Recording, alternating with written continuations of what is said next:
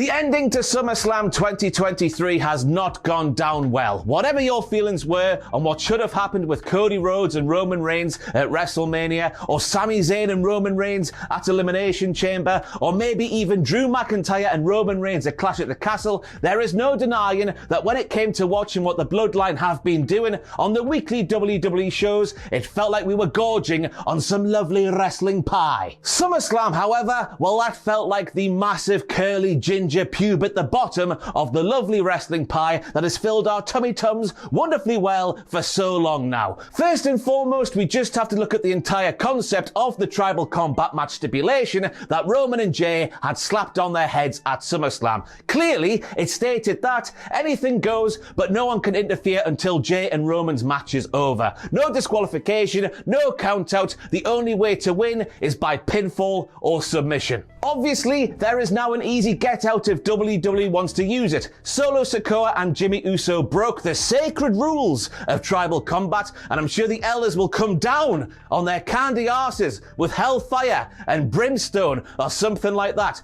But I don't hold out any hope of this happening whatsoever, considering Roman Reigns, the biggest control freak we have seen since Jonah Hill, allegedly, didn't bat an eyelid at the lads that he sees below him stepping out of line. Why on earth was he not saying, "Whoa there, Solo pal, chill your beans and get to the back. This is tribal combat and the elders will not be impressed." The very second the littlest of the Usos appeared while the head of the table and main event Jey were doing their business in the crowd. The same goes when Jimmy appeared at the end of the match. Roman Reigns especially, should have been up in arms that people were falling out of line and doing what they wanted in the middle of the sacred tradition that tribal combat appeared to be in the build to SummerSlam. To me, this felt like the days that looked like they were disappearing under this brand newish, kind of sparkly Triple H regime. They were making a comeback and an unwanted return. These were the days of Vince McMahon making a thing a big part of a storyline, then a few weeks later, forgetting the thing ever existed. Again, they could just have Jimmy and Solo punished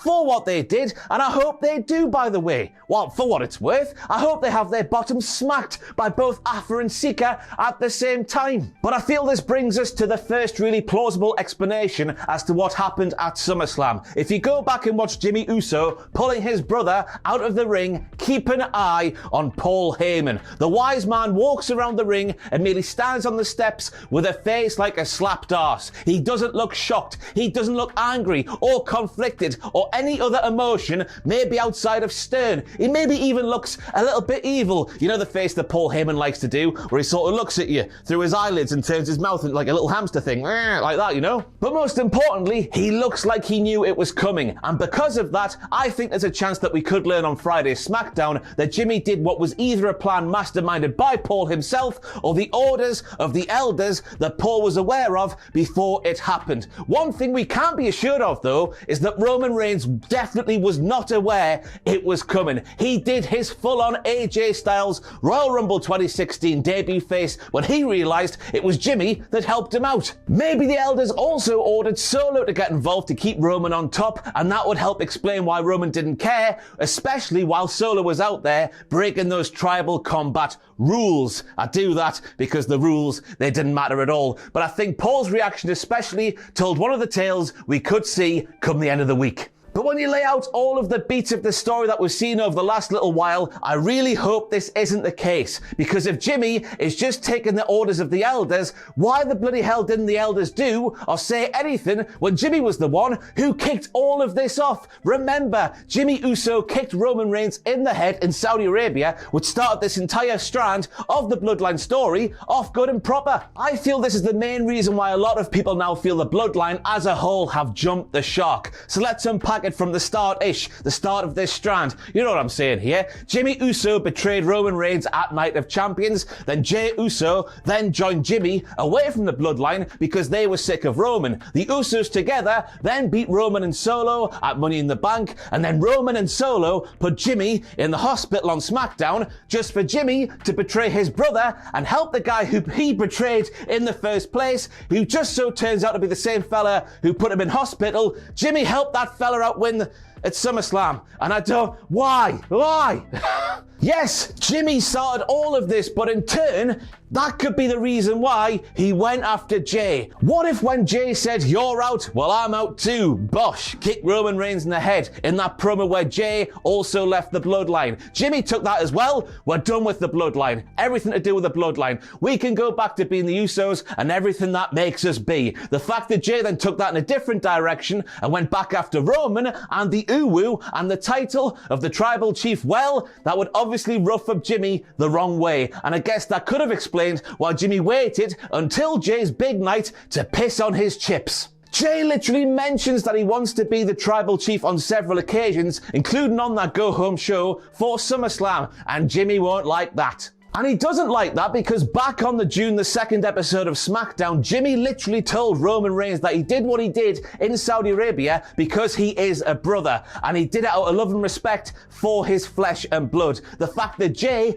didn't really show that back to him in return and instead went after the title of tribal chief for himself and got another shot and another main event at a premium live event, it could just be the catalyst for what we saw on Saturday night. You couple this along with Paul Heyman telling the fans that Jimmy Uso was put into the hospital because of Jey Uso's actions, and the pieces are maybe starting to fall into place. I really hope we get a promo package that lays all of this stuff out, because you just know there's some little thing that will have happened along the way that maybe we have missed, and they're intent on using it and making it the catalyst for everything Jimmy did at the weekend. Whatever happens from here on out, I hope that WWE do not take the easy way out. And that easy way would be, and I hope they don't go down this route, that would be jealousy. Like jealousy just for jealousy's sake, not justified jealousy, you know what I'm saying. Yes, Jim is the older brother by 9 minutes or something and hasn't had the title shots his little brother Jey has had, nor has he had the main event nickname bestowed upon him. This jealousy angle makes sense to a point, I get that. But Jimmy can't ignore everything Roman has thrown his way over the past 3 years. The guy had a t-shirt that literally read, "Nobody's bitch" at one point. And if he forgets everything that Roman has thrown his way, that would make him just one of those bitches for sure. Jimmy won't want to have Jey be the head of the table because that would be embarrassing for the big brother. But surely Jimmy doesn't want to have Roman in that role either, because Roman, let's face it, he's still being a massive dick. That's why we need to have some kind of justification for Jimmy's reasoning and not just jealousy for jealousy's sake. Jey's actions have to be what got us here, not Jimmy's jealousy, if that makes any sense. It can't happen that way, man. Jimmy can't forget Roman in all of this, even though I think he will happen to do that because apparently Roman is going to have some time away from our screens now at the worst time ever. What a prick. But I tell you, for what it's worth, what I would have done, considering the promo that Jey cut to Solo on the go-home SmackDown for SummerSlam, and the fact that Roman speared the man